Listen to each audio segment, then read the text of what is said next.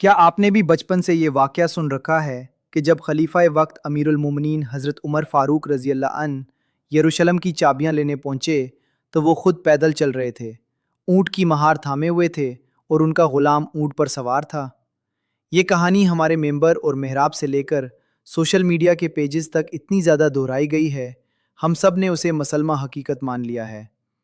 लेकिन क्या हो अगर मैं आपको बताऊं कि जिस वाक़े को सुनकर हम बचपन से जज्बाती होते आए हैं, उसका हमारी तारीख की किसी भी मुस्तनद किताब, किसी सही हदीस या मातबर तारीख़ी रिवायत में सिरे से कोई वजूद ही नहीं है। जी हाँ, आप बिल्कुल ठीक सुन रहे हैं। आज की इस वीडियो में हम तारीख के औराक को इंसाफ की नज़र से टटोलेंगे और तहकीक के साथ इस मशहूर ज़माना मगर गैर मुस्तनद किस्से की हकीकत को बेनकाब करेंगे कि आखिर ये कहानी कहाँ से आई और इसके पीछे का सच क्या है। चलिए इस सफ़र को समझने के लिए थोड़ा पीछे चलते हैं और इस दौर का तारीख़ी पस मंज़र देखते हैं जब इस्लामी सल्तनत की हुदूद तेज़ी से फैल रही थीं। रसूल अकरम सल्लल्लाहु अलैहि वसल्लम के विसाल के बाद जब हज़रत अबू बकर सिद्दीक़ रज़ी अल्लाह अन्हु खलीफा बने तो उनके दौरे खिलाफत में फतूहात का एक शानदार सिलसिला शुरू हुआ। फिर जब खिलाफत की ज़िम्मेदारी हज़रत उमर फ़ारूक रज़ी अल्लाह अन्हु के मंदरजा बाला कितफ़ पर आई तो इस्लामी अफ़वाज ने रूमी और ईरानी सल्तनतों के किंगरे हिला दिए।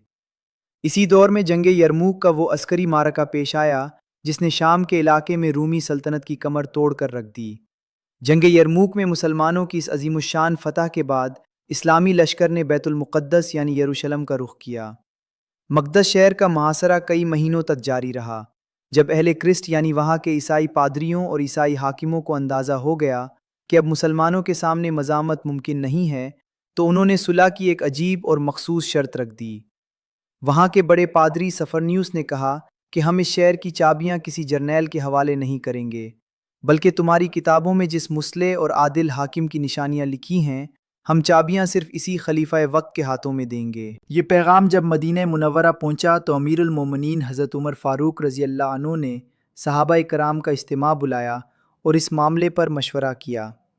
इस मशवरे के बाद ये तय पाया कि खलीफा को ख़ुद इस तारीख़ी मौके पर वहाँ जाना चाहिए। चुनांचे आप रज़ी अल्लाह अन्हु ने सफ़र की तैयारियां शुरू की और अपनी गैबत में मुस्तकर खिलाफत यानी मदीने मुनव्वरा का नायब हज़रत अलीउल मुर्तज़ा रज़ी अल्लाह अन्हु को मुकर्रर किया और ख़ुद शाम के तवील सफ़र पर रवाना हो गए।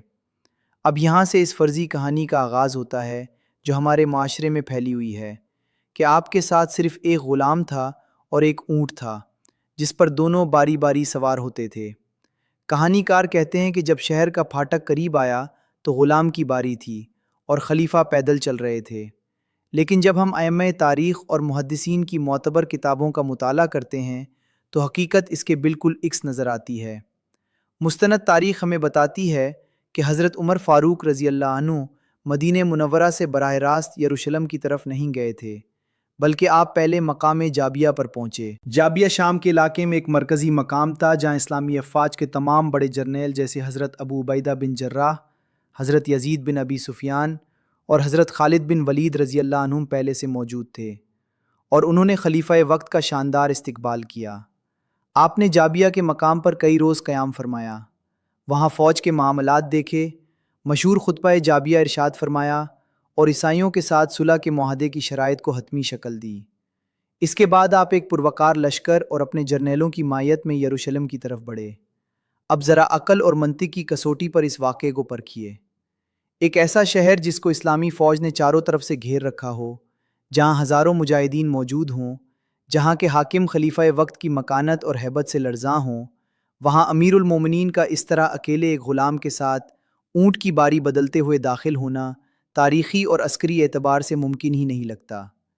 ये मंजरनामा सिर्फ अवामी बलागत और जज्बाती दास्तानगोई का हिस्सा मालूम होता है, जिसका हकीकत से कोई ताल्लुक नहीं है। तो फिर असल सच्चाई क्या है? तारीख़ी रिवायात बताती हैं कि हज़रत उमर फ़ारूक रज़ी अल्लाह अन्हु के पास सादगी ज़रूर थी, लेकिन वो सादगी किसी मसनूई इजहार के लिए नहीं थी, बल्कि वो आपका तर्ज़ ज़िंदगी था। आप जब यरूशलेम पहुँचे तो आपके लिबास पर पैबंद लगे हुए थे। आपका लिबास निहायत सादा और आम था। जब रूमियों ने पादरियों की पेशगोइयों के मुताबिक आपकी इस बेमिसाल सादगी, गुरूर से पाक शख्सियत और चेहरे का जलाल देखा तो उनके दिलों पर इस्लाम की हैबत तारी हो गई। उन्होंने देख लिया कि ये वो कौम है जिसके हुक्मरान दुनिया की अय्याशियों से दूर اور عدل و انصاف کے مینار ہیں۔ چنانچہ انہوں نے بغیر ایک بھی قطرہ خون بہائے پورے احترام کے ساتھ شہر کی چابیاں مسلمانوں کے حوالے کر دی۔ سادگی کا یہ سچا واقعہ خود اپنے اندر اتنا بلاغت انگیز اور سبق آموز ہے کہ اس کو کسی جعلی یا من گھڑت کہانی کے سہارے کی ضرورت ہی نہیں ہے۔ مگر سوال یہ پیدا ہوتا ہے کہ آخر یہ غلام اور اونٹ والی کہانی آئی کہاں سے؟ جب ہم پچھلے چند سو سالوں کی کتابوں اور مقامی قصہ گوئی کی روایات کو دیکھتے ہیں تو معلوم ہوتا ہے کہ کچھ داستہ گویوں نے خلیفہ وقت کے عدل اور سادگی کو مبالغہ آرائی کے ساتھ بیان کرنے کے لیے اس قصے کو خود سے گھڑ لیا۔ وقت گزرنے کے ساتھ ساتھ یہ کہانی محبوب بنتی گئی اور پھر خطیبوں نے بغیر تحقیق کے اسے اسٹیج سے بیان کرنا شروع کر دیا، یہاں تک کہ یہ ہمارے نصاب کا حصہ بھی بن گئی۔ آج کے اس جدید دور میں جہاں انٹرنیٹ، سوشل میڈیا اور انفارمیشن کی بھرمار ہے، اس طرح کی غیر مستند کہانیاں بہت تیزی سے پھیلتی ہیں۔